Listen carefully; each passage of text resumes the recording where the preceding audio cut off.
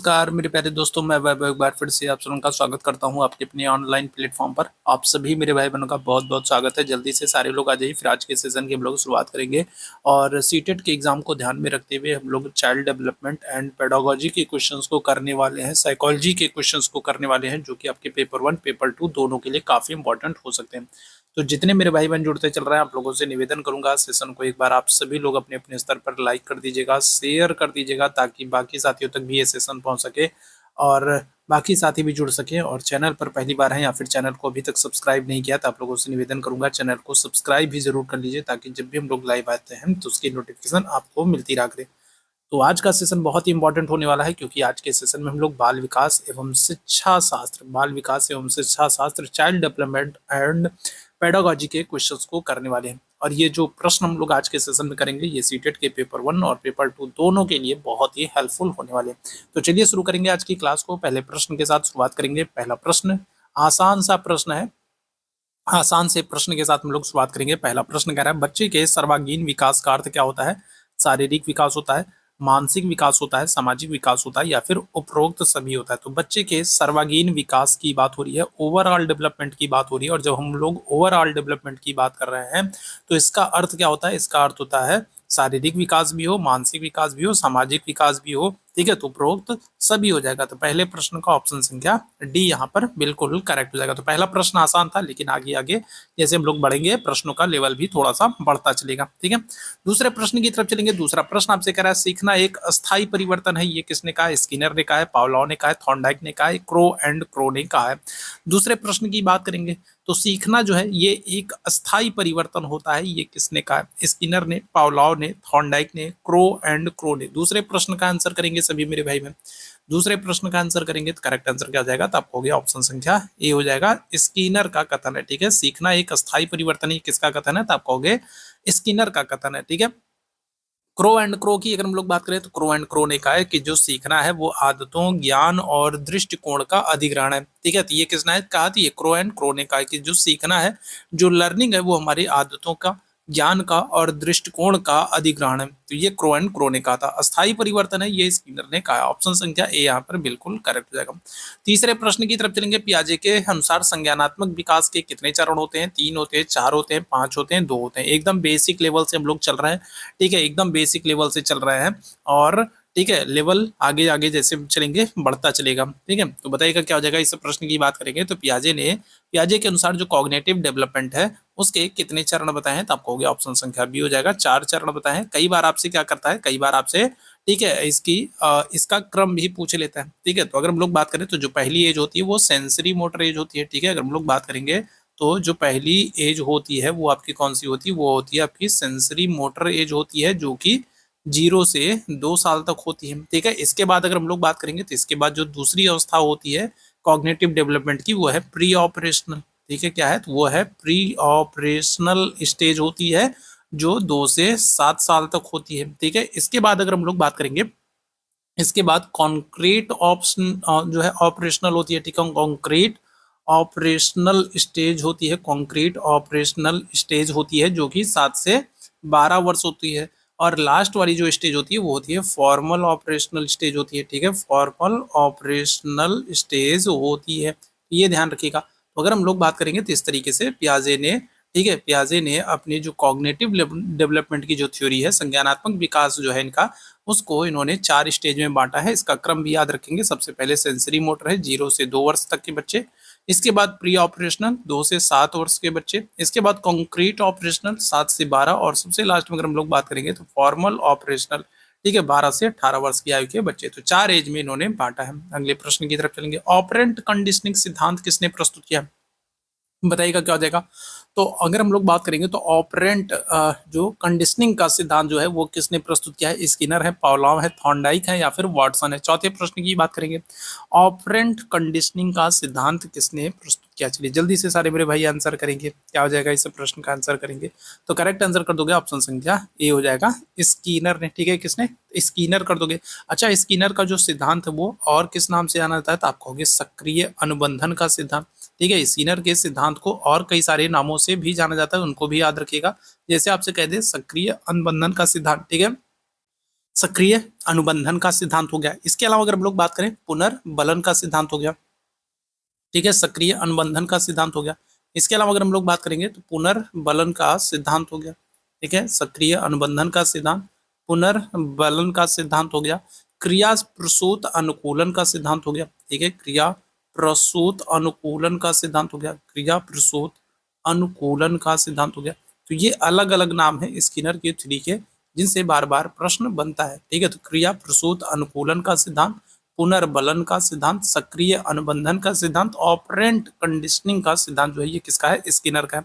Option संख्या ए यहाँ पर बिल्कुल करेक्ट हो जाएगा, ठीक है। अगले प्रश्न की तरफ चलेंगे।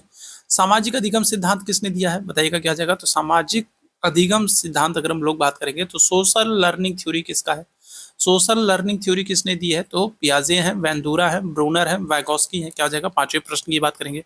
सामाजिक अधिगम सिद्धांत किसने दिया है, इस प्रश्न का आपको आंसर करना है, क्या हो जाएगा, करेक्ट आंसर कर देंगे आप, बंदूरा हो जाएंगे, ठीक है। बंदूरा ने सामाजिक अधिगम का सिद्धांत सोशल लर्निंग थ्योरी दी है, ऑप्शन संख्या बी बिल्कुल करेक्ट हो जाएगा। अगले प्रश्न की तरफ चलेंगे। ZPD zone of proximal development की अवधारणा किसने दी है, समीपस्थ विकास का क्षेत्र, ठीक है, समीपस्थ विकास का क्षेत्र, ठीक है, समीपस्थ समीपस्थ विकास का क्षेत्र अगर आपसे पूछा जाए कि समीपस्थ विकास का क्षेत्र, zone of proximal development, ZPD किसने दिया है, पियाजे हैं, वैगोस्की है, स्किनर है, थॉर्नडाइक है, आप कहोगे वैगोस्की हो जाएंगे, ऑप्शन संख्या बी यहाँ पर बिल्कुल करेक्ट हो जाएगा। वैगोस्की ने ZPD zone of proximal development, समीपस्थ विकास का क्षेत्र की अवधारणा दी, ऑप्शन संख्या बी बिल्कुल करेक्ट हो जाएगा। अगले प्रश्न का आंसर करेंगे। शिक्षा का प्रमुख उद्देश्य क्या होना चाहिए, परीक्षा पास कराना, रटने की क्षमता बढ़ाना, बच्चे के समग्र विकास में सहायता करना, अनुशासन बनाए रखना। तो शिक्षा का सबसे प्रमुख उद्देश्य क्या होना चाहिए, बताएंगे, इस प्रश्न की बात करेंगे, सातवें प्रश्न की बात करेंगे। और जितने मेरे भाई बहन बाद में जुड़े हैं आप सब लोगों से निवेदन करूंगा, सेशन को लाइक जरूर कर दीजिए, शेयर जरूर कर दीजिए, ताकि बाकी साथियों तक भी ये सेशन पहुंच सके, बाकी साथी भी सेशन के साथ जुड़ सके।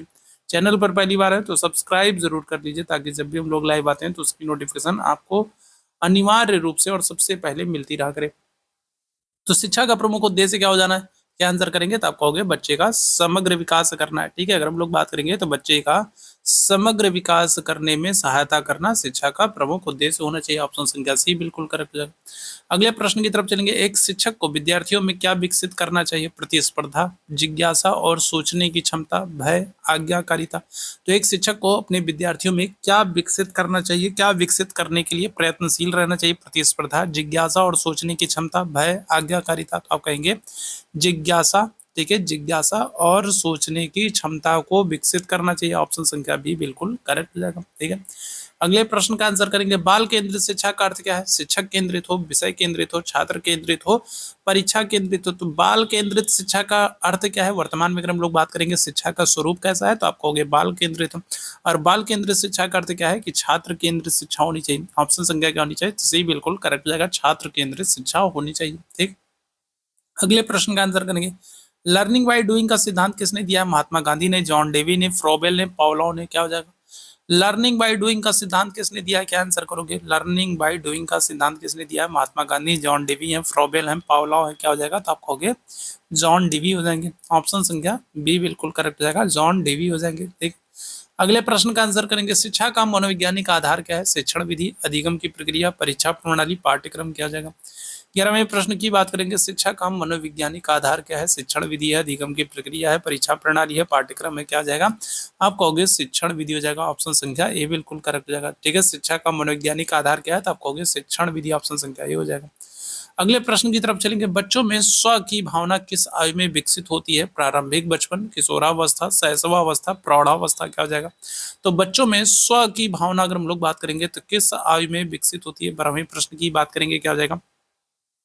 बच्चों में स्व की भावना किस आयु में विकसित होती है, प्रारंभिक बचपन है, किशोरावस्था है, शैशवावस्था है, प्रौढ़ावस्था है, क्या हो जाएगा। इस प्रश्न की बात करेंगे, 12वें प्रश्न की बात करेंगे, तो ऑप्शन संख्या सी आंसर कर दोगे, शैशवावस्था, ठीक है, क्या हो जाएगा, तो आप कहोगे ऑप्शन संख्या सी हो जाएगा, शैशवावस्था में, ठीक है, बच्चों में स्व की भावना विकसित होती है, ऑप्शन संख्या सी बिल्कुल करेक्ट हो जाएगा। अगले प्रश्न की तरफ चलेंगे। पावलाव का प्रयोग किस पर किया गया है, कुत्ते पर, बिल्ली पर, बंदर पर, खरगोश पर, बताइएगा क्या जाएगा। तो पावलाव ने किस पर प्रयोग किया है, चलिए इस प्रश्न का आंसर करेंगे भाई। पावलाव ने किस पर प्रयोग किया है, चलिए जल्दी से सारे लोग आंसर करें। तो पावलाव ने किस पर, कुत्ते पर, बिल्ली पर, बंदर पर, खरगोश पर। चलिए जल्दी से सारे मेरे भाई आंसर करेंगे और एक बार सभी लोग जो है अपने स्तर पर सेशन को शेयर भी कर देंगे। ठीक है, चलिए इस प्रश्न का आंसर करेंगे। तो पावलोव ने किस पर किया है, तो आप कहोगे कुत्ते पर किया है। ठीक है, बिल्ली पर अगर आपसे पूछा जाए कि बिल्ली पर किसने किया है, तो आप कहोगे थॉर्नडाइक ने। ठीक है, बिल्ली पर किसने किया है, तो आप कहोगे थॉर्नडाइक ने। ठीक है, थॉर्नडाइक ने अगर हम लोग बात करेंगे तो थॉर्नडाइक ने बिल्ली पर प्रयोग किया है। ठीक है, स्किनर की अगर हम लोग बात करेंगे तो स्किनर ने क्या किया है, तो स्किनर ने चूहे और कबूतर पर। ठीक है, स्किनर की बात करेंगे तो इन्होंने चूहे और कबूतर पर प्रयोग किया है। ठीक है, स्किनर की बात करेंगे तो स्किनर ने चूहे और कबूतर पर प्रयोग किया है। ठीक है, बिल्ली पर थॉर्नडाइक ने किया है, पावलोव ने कुत्ते पर किया है। ठीक, अगले प्रश्न की तरफ चलेंगे। बुद्धि परीक्षण का प्रारंभ किसने किया है, बिनेट और साइमन ने, स्किनर ने, पियाजे ने, थॉर्नडाइक ने। बताइएगा क्या जाएगा, तो बुद्धि परीक्षण का प्रारंभ किसने किया। अच्छा, आपसे प्रश्न बनता है कि जो मनोविज्ञान की पहली प्रयोगशाला है वो कब और कहाँ पर स्थापित की गई थी। तो याद रखेंगे 1879 में अगर हम लोग बात करें तो 1879 में जर्मनी का एक शहर है लिप्जिंग। ठीक है, जर्मनी में अगर हम लोग बात करेंगे तो जर्मनी में लिप्जिंग विश्वविद्यालय है, और यहाँ पर हम लोग बात करें जर्मनी में लिप्जिंग विश्वविद्यालय है, और यहाँ पर हम लोग बात करेंगे तो यहाँ पर क्या हो रहा है 1879 में। ठीक है, बुद्धि की पहली अगर हम लोग बात करेंगे मनोवैज्ञानिक प्रयोगशाला की स्थापना हो रही है, और कौन करेंगे, तो आप कहोगे बिनेट साइमन हो जाएंगे। ऑप्शन संख्या ए बिल्कुल करेक्ट हो जाएगा। ठीक है, अगले प्रश्न की तरफ चलेंगे। शिक्षा मनोविज्ञान का प्रमुख कार्य क्या है, शिक्षण विधि को सुधारना, विद्यार्थियों की परीक्षा लेना, शिक्षक की भूमिका कम करना, अनुशासन बनाए रखना। शिक्षा मनोविज्ञान का अर्थ क्या होता है, तो शिक्षण विधि को सुधारा जाए, विद्यार्थियों की परीक्षा ली जाए, शिक्षक की भूमिका को कम किया जाए, अनुशासन बनाए रखा जाए। तो क्या हो जाएगा, तो प्रमुख कार्य हो जाएगा शिक्षण विधि को सुधारना। ऑप्शन संख्या ए यहाँ पर बिल्कुल करेक्ट हो जाएगा, शिक्षण विधि को सुधारना है, ऑप्शन संख्या ए बिल्कुल करेक्ट है। अगले प्रश्न की तरफ चलेंगे, अगले प्रश्न का आंसर करेंगे। अनुकरण के द्वारा सीखना किसका सिद्धांत है, बंदूरा का, पियाजे का, ब्रूनर का, स्किनर का। बताएंगे। 16वें प्रश्न की बात करेंगे। तो अनुकरण के द्वारा सीखने की बात कौन कर रहा है, बंदूरा है, पियाजे है, ब्रूनर है, स्किनर है। क्या आ जाएगा, तो आप कहोगे बंदूरा है। और बंदूरा का जो सिद्धांत है वो कौन सा जो सिद्धांत है उस सिद्धांत का नाम क्या है, तो आप कहोगे सामाजिक अधिगम का सिद्धांत। ठीक है, सामाजिक अधिगम का सिद्धांत, सोशल लर्निंग थ्योरी। ठीक है, सामाजिक अधिगम का सिद्धांत, सामाजिक अधिगम का सिद्धांत। ठीक है, तो सामाजिक अधिगम का सिद्धांत जो है तो ये बंदूरा की थ्योरी है, और बंदूरा ने जो है अनुकरण के द्वारा सीखने पर जोर दिया। अगले प्रश्न की तरफ चलेंगे। एक शिक्षक को विद्यार्थियों के साथ किस प्रकार का व्यवहार करना चाहिए, कठोर, दंडात्मक, सहानुभूतिपूर्ण या फिर उदासीन। तो एक शिक्षक को अपने विद्यार्थियों के साथ किस प्रकार का व्यवहार करना चाहिए, क्या हो जाएगा, कठोर व्यवहार करना चाहिए, दंडात्मक व्यवहार करना चाहिए, सहानुभूतिपूर्ण व्यवहार करना चाहिए, उदासीन। तो आप कहोगे ऑप्शन संख्या सी हो जाएगा, सहानुभूतिपूर्ण व्यवहार करना चाहिए। ऑप्शन संख्या सी बिल्कुल करेक्ट हो जाएगा। ठीक है, अगले प्रश्न का आंसर करिएगा। अधिगम का सर्वश्रेष्ठ रूप कौन सा होता है, तो रट कर सीखना, देख कर सीखना, करके सीखना, सुन करके सीखना। तो अधिगम का, लर्निंग का सबसे बेहतर जो तरीका होता है, सर्वश्रेष्ठ रूप जो होता है वो कौन सा होता है, तो आप क्या कहेंगे, रट करके सीखना, देख करके सीखना, करके सीखना, सुन करके सीखना। तो आप कहोगे कर करके सीखना। ठीक है, करके सीखना, लर्निंग बाय डूइंग। ठीक है, क्या हो जाएगा, तो लर्निंग बाय डूइंग, करके सीखना। ऑप्शन संख्या सी बिल्कुल करेक्ट हो जाएगा। ठीक है, अगले प्रश्न की तरफ चलेंगे। बाल मनोविज्ञान का अध्ययन शिक्षक को विद्यार्थियों की आवश्यकताएं समझने में मदद करता है, अनुशासनहीनता को बढ़ाता है, शिक्षा को कठिन बनाता है, इनमें से कोई नहीं। क्या हो जाएगा, तो बाल मनोविज्ञान का जो अध्ययन है वो विद्यार्थियों की आवश्यकताओं को समझने में शिक्षक की सहायता करता है। ऑप्शन संख्या क्या आ जाएगा, तो ये बिल्कुल करेक्ट हो जाएगा। बाल मनोविज्ञान का अध्ययन शिक्षक को विद्यार्थी की आवश्यकताओं को समझने में मदद करता है। ऑप्शन संख्या ए बिल्कुल करेक्ट हो जाएगा। आगे बढ़ेंगे। सीखना किस प्रकार की प्रक्रिया है, सामाजिक है, व्यक्तिगत है, निरंतर है, उपरोक्त सभी है। तो लर्निंग अगर हम लोग बात करेंगे तो लर्निंग जो है, अधिगम जो है, सीखना जो है, तो वो किस प्रकार की क्रिया है, तो आप कहोगे सामाजिक भी है, व्यक्तिगत भी है और निरंतर भी है। तो उपरोक्त सभी हो जाएगा। ठीक है, व्यक्तिगत है, निरंतर है और सामाजिक क्रिया, उपरोक्त सभी हो जाएगा। ऑप्शन संख्या डी बिल्कुल करेक्ट हो जाएगा। आगे बढ़ेंगे अगले प्रश्न की तरफ। बालक जन्म से अच्छा या बुरा नहीं होता है, बल्कि अनुभव उसे बनाता है। यह कथन किसका है, पियाजे का है, लॉक का है, वाटसन का है, बंदूरा का है। बताइएगा क्या हो जाएगा। तो अगर हम लोग बात करेंगे तो प्याजे जो है, ठीक है, प्याजे की अगर हम लोग बात करेंगे तो प्याजे जो है ये जन्म से प्याजे कह रहा हूँ, बालक जो है ये जन्म से अच्छा या बुरा नहीं होता है, बल्कि अनुभव उसे बनाता है। यह कथन किसका है, तो पियाजे का है, लॉक का है, वाटसन का है, बंदूरा का है। क्या आ जाएगा, तो आप कहोगे जे बी वाटसन का है। ऑप्शन संख्या बी बिल्कुल करेक्ट हो जाएगा। और वाटसन को उदारवाद का जनक भी मानते हैं। ठीक है, याद रखिएगा। तो ऑप्शन संख्या क्या आ जाएगा, सी बिल्कुल करेक्ट हो जाएगा, जे बी वाटसन। इनका मानना है कि बालक जो होता है वो जन्म से अच्छा या बुरा नहीं होता है, जन्म से तो वो एक कोरे कागज की तरह होता है। ठीक है, अब जो उसको अनुभव होते हैं, जो उसके इन्वायरमेंट्स होते हैं, वो उसको अच्छा या बुरा बनाने का काम करते हैं। ऑप्शन संख्या सी बिल्कुल करेक्ट हो जाएगा। ठीक है, अगले प्रश्न की तरफ चलेंगे। सीखना सर्वश्रेष्ठ कब होता है? जब विद्यार्थी निष्क्रिय हो, जब विद्यार्थी की भूमिका सक्रिय हो, जब शिक्षक बोलता रहे, जब केवल परीक्षाएं हो। क्या हो जाएगा? तो लर्निंग सबसे बेस्ट फॉर्म में कब होगी? जब विद्यार्थी उसमें एक्टिव भूमिका में हो। ठीक है, एक्टिव मोड में हो, जब विद्यार्थी सक्रिय भागीदारी करे। ऑप्शन संख्या क्या हो जाएगा? तो ऑप्शन संख्या बी बिल्कुल करेक्ट हो जाएगा। ठीक है, अगले प्रश्न की तरफ चलेंगे। शिक्षक को बच्चों की गलतियों पर क्या करना चाहिए? उन्हें कठोर दंड देना चाहिए, उनकी उपेक्षा करनी चाहिए, सुधार के अवसर देने चाहिए, मजाक उड़ाना चाहिए। तो अगर अधिगम के दौरान, लर्निंग के दौरान अगर हम लोग बात करें, बच्चों से कोई गलतियां होती हैं, तो शिक्षक को फिर अपने बच्चों के साथ किस प्रकार का व्यवहार करना चाहिए? उन्हें कठोर दंड देना चाहिए, उनकी उपेक्षा करनी चाहिए, सुधार के अवसर देने चाहिए, या फिर मजाक उड़ाना चाहिए। तो क्या कहोगे आप कहोगे अपने बच्चों को, छात्रों को, शिक्षार्थियों को सुधार के अवसर देने चाहिए, ताकि वो आगे से ऐसी गलतियां ना कर सके और उसमें सुधार करके, अपनी गलतियों में सुधार करके और बेहतर प्रदर्शन कर सके। तो सुधार के अवसर देने चाहिए। ऑप्शन संख्या सी बिल्कुल करेक्ट हो जाएगा। आगे बढ़ेंगे अगले प्रश्न की तरफ। सकारात्मक प्रोत्साहन का उदाहरण कौन सा है? डांटना है, पुरस्कार देना है, अनुशासनहीनता है, या फिर दंड है। तो बताइएगा क्या हो जाएगा? सकारात्मक प्रोत्साहन का उदाहरण कौन सा है? ठीक है, तो एक पॉजिटिव रेनफोर्समेंट होता है, एक निगेटिव रेनफोर्समेंट होता है। पॉजिटिव रेनफोर्समेंट की बात कर रहे हैं, तो यहाँ पर क्या हो जाएगा? उदाहरण कौन सा हो जाएगा? तो आप कहोगे पुरस्कार देना हो जाएगा। ऑप्शन संख्या बी बिल्कुल करेक्ट हो जाएगा। सकारात्मक प्रोत्साहन का उदाहरण क्या है? तो आप कहोगे पुरस्कार देना हो जाएगा। ऑप्शन संख्या बी बिल्कुल करेक्ट हो जाएगा। ठीक है, अगले प्रश्न की तरफ चलेंगे। अनुशासन का अर्थ क्या होता है? डर होता है, दंड होता है, आत्मनियंत्रण होता है, नियमों से भय होता है। बताइएगा क्या जाएगा? अनुशासन का अर्थ क्या होता है? इस प्रश्न की बात करेंगे। अनुशासन का अर्थ क्या होता है? तो डर होता है, दंड होता है, आत्मनियंत्रण होता है, या फिर नियमों से भय होता है। तो आप कहोगे आत्मनियंत्रण होता है, स्वयं पर नियंत्रण की भावना। ठीक है, ध्यान रखिएगा, स्वयं पर नियंत्रण की भावना को विकसित करने के उद्देश्य से अनुशासन बनाए जाते हैं। ठीक है, नियम बनाए जाते हैं, कानून बनाए जाते हैं। तो ऑप्शन संख्या सी बिल्कुल करेक्ट हो जाएगा। आगे बढ़ेंगे अगले प्रश्न की तरफ। शिक्षक को विद्यार्थियों में क्या विकसित करना चाहिए? अनुकरण की प्रवृत्ति को, सृजनात्मकता को, भय को, आज्ञाकारिता को। तो एक शिक्षक को अपने विद्यार्थियों में, अपने शिक्षार्थियों में, अपने बालकों में अगर हम लोग बात करें, तो किस प्रकार के गुण को विकसित करना चाहिए? अनुकरण की प्रवृत्ति को, सृजनात्मकता को, भय को, आज्ञाकारिता को। तो आप क्या कहेंगे? आप कहेंगे सृजनात्मकता की भावना को विकसित करना चाहिए, क्रिएटिव थिंकिंग, डाइवर्जेंट थिंकिंग को विकसित करना चाहिए। ऑप्शन संख्या बी बिल्कुल करेक्ट हो जाएगा। अगले प्रश्न की तरफ चलेंगे। स्पाइरल लर्निंग की अवधारणा किसने रखी है? ब्रूनर ने, स्किनर ने, पियाजे ने, वाइगॉस्की ने। बताइएगा क्या हो जाएगा? स्पाइरल लर्निंग की बात करेंगे, क्या होता है? तो इसमें स्पाइरल लर्निंग की बात करेंगे, तो इसमें क्या होता है? इसमें ये होता है कि जो नई चीजों को हम सीख रहे हैं, उसको हम अपने पूर्व में जो चीजें हमने सीखी हैं, उनसे जोड़ करके हम नई चीजों को सीखें। ठीक है, अभी वर्तमान में जो चीजें हम लोग सीख रहे हैं, ठीक है, उनको हम लोग पूर्व में सीखी गई चीजों या पूर्व में सीखे हुए ज्ञान या फिर अनुभव के आधार पर नए ज्ञान को अर्जित करना। ठीक है, तो ये होता है स्पायरल जो है लर्निंग होता है। इसकी अवधारणा किसने रखी है? 27वें प्रश्न की बात करेंगे तो आप कहोगे ब्रूनर हो जाएंगे। ऑप्शन संख्या ए बिल्कुल करेक्ट हो जाएगा। ठीक है, अगले प्रश्न की तरफ चलेंगे। निम्नलिखित में से कौन सा सीखने का मुख्य नियम नहीं है? तत्परता का नियम, प्रभाव का नियम, अभ्यास का नियम, पुरस्कार का नियम।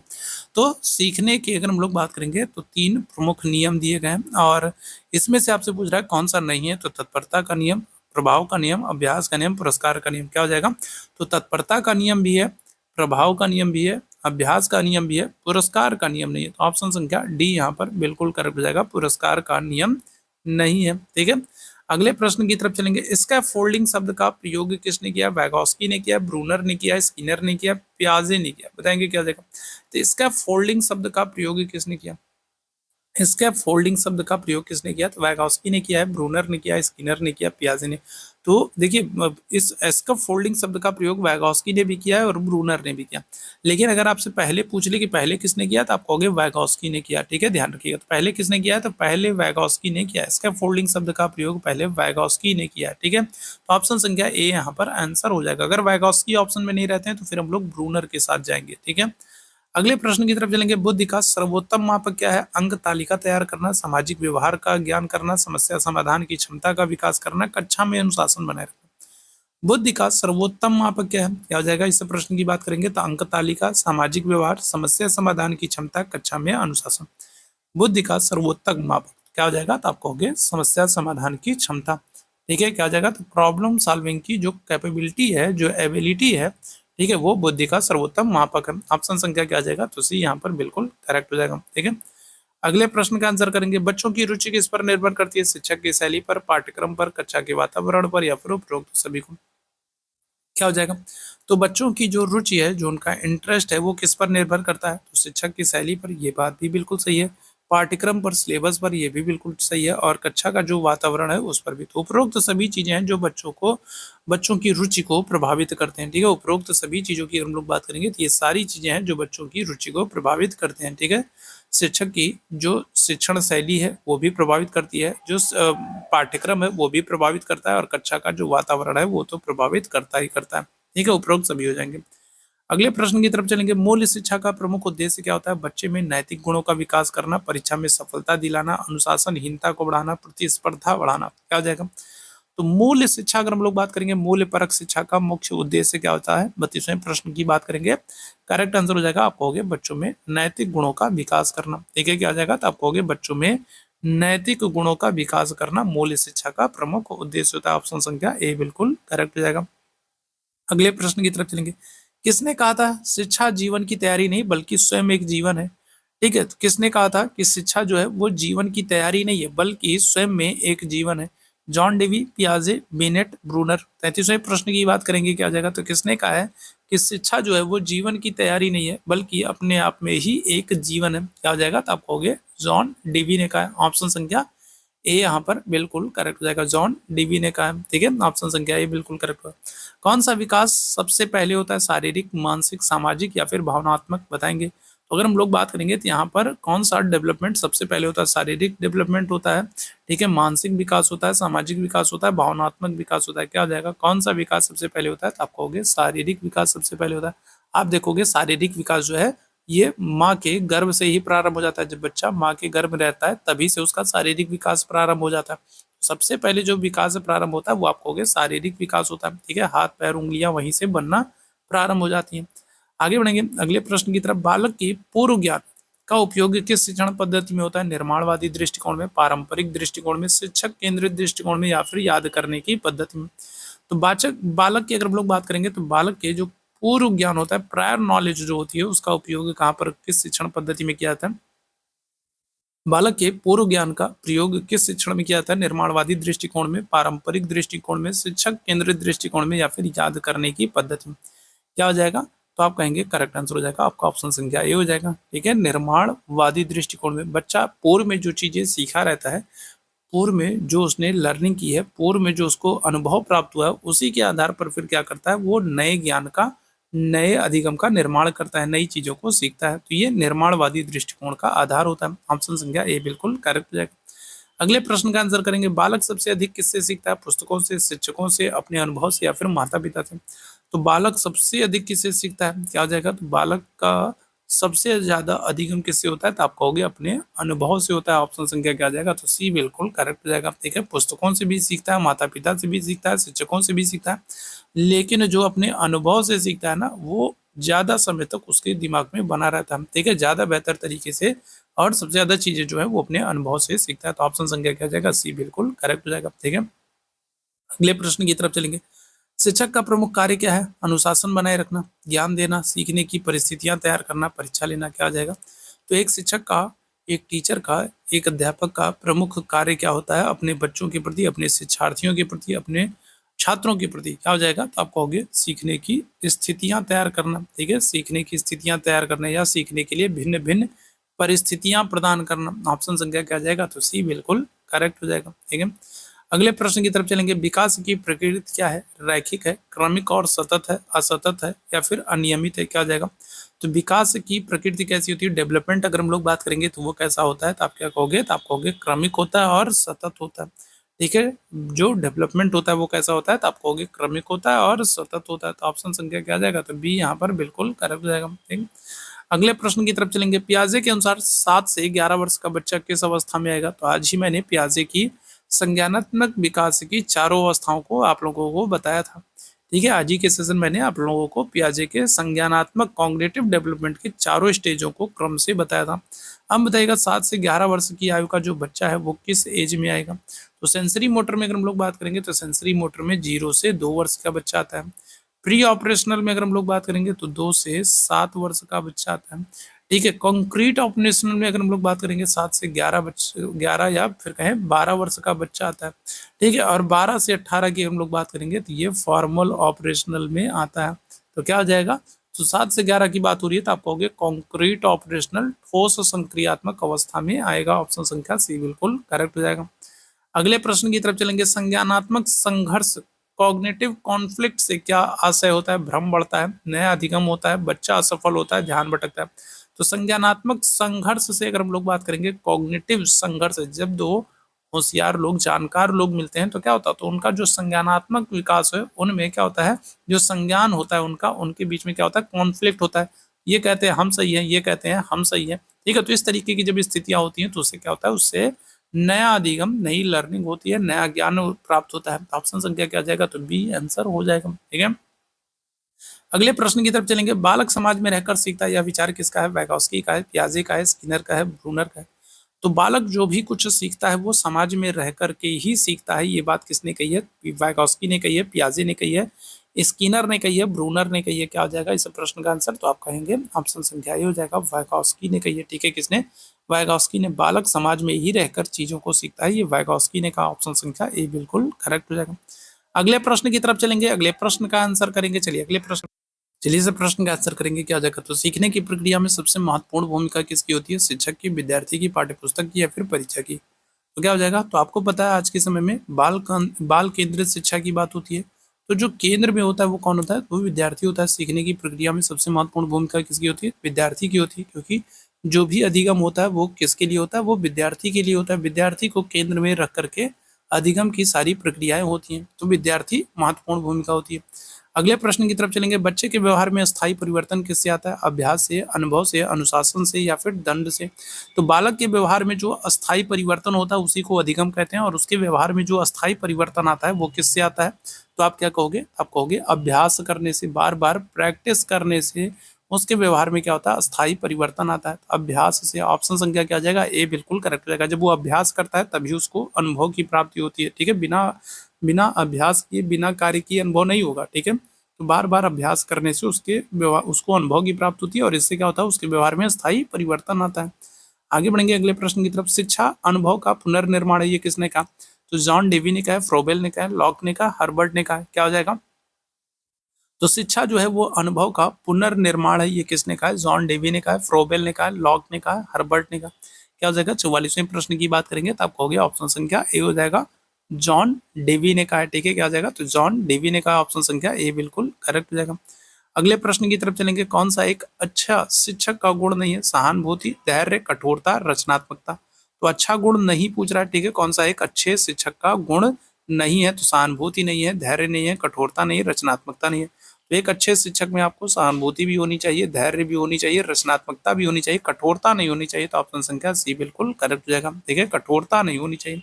आगे बढ़ेंगे अगले प्रश्न की तरफ। सीखने में बाधा तब आती है जब बच्चा प्रेरित नहीं होता, शिक्षक रोचक नहीं पढ़ाता है, वातावरण अनुकूल नहीं होता, उपरोक्त सभी। तो सीखने में बाधा कब आती है, तो आप कहोगे जब बच्चा प्रेरित नहीं हो रहा है, जब उसको मोटिवेशन नहीं मिल रहा है, साथ ही साथ जो शिक्षक का कंटेंट है वो इंटरेस्टिंग नहीं है, रोचक नहीं है, तो भी बच्चे का पढ़ने में, ठीक है, अधिगम में मन नहीं लगता है। और जब वातावरण अनुकूल नहीं होता है तो भी बच्चे का अधिगम नहीं होता है। ठीक है, उसमें बाधा उत्पन्न होती है। तो उपरोक्त सभी हो जाएगा। ठीक है, ये सारी स्थितियां जो है बच्चे की लर्निंग को प्रभावित करती हैं, बच्चे के अधिगम में बाधा उत्पन्न करती हैं। ऑप्शन संख्या डी बिल्कुल करेक्ट हो जाएगा। आगे बढ़ेंगे। बच्चों में प्रेरणा किससे बढ़ती है, भय से, दंड से, प्रशंसा से, उपेक्षा से। अगर बच्चों में मोटिवेशन उत्पन्न करना है, ठीक है, उन्हें मोटिवेट करना है, प्रेरणा देनी है, तो फिर कैसे होगा, भय से होगा, दंड से होगा, प्रशंसा से होगा, उपेक्षा से होगा। तो आप कहोगे प्रशंसा से। ठीक है, उनकी तारीफ करके, ठीक है, उनको मोटिवेट किया जा सकता है। तो ऑप्शन संख्या सी बिल्कुल करेक्ट हो जाएगा। आगे बढ़ेंगे अगले प्रश्न की तरफ। शिक्षक को शिक्षा में विविधता को कैसे देखना चाहिए, समस्या के रूप में, अवसर के रूप में, कठिनाई के रूप में, अनदेखा कर देना चाहिए। क्या हो जाएगा, तो एक शिक्षक को जो शिक्षा में जो विविधताएं देखने को मिल रही है, जो इंक्लूसिव सेटअप देखने को मिल रहा है, इंक्लूसिव जो क्लासरूम देखने को मिल रहा है, या फिर जो विविध विविध छात्र देखने को मिल रहे हैं तो उसे कैसे देखना चाहिए, तो उसे अवसर के रूप में देखना चाहिए। ठीक है, ऑप्शन संख्या क्या आ जाएगा, तो बी यहाँ पर बिल्कुल करेक्ट हो जाएगा। ठीक है, आगे बढ़ेंगे। बालक की रुचि बनाए रखने के लिए क्या आवश्यक है, नीरस शिक्षण, एक ही तरीके अपनाना, विविध शिक्षण विधियां अपनाना, केवल रटा देना, क्या हो जाएगा, तो बालक की रुचि को बनाए रखना है।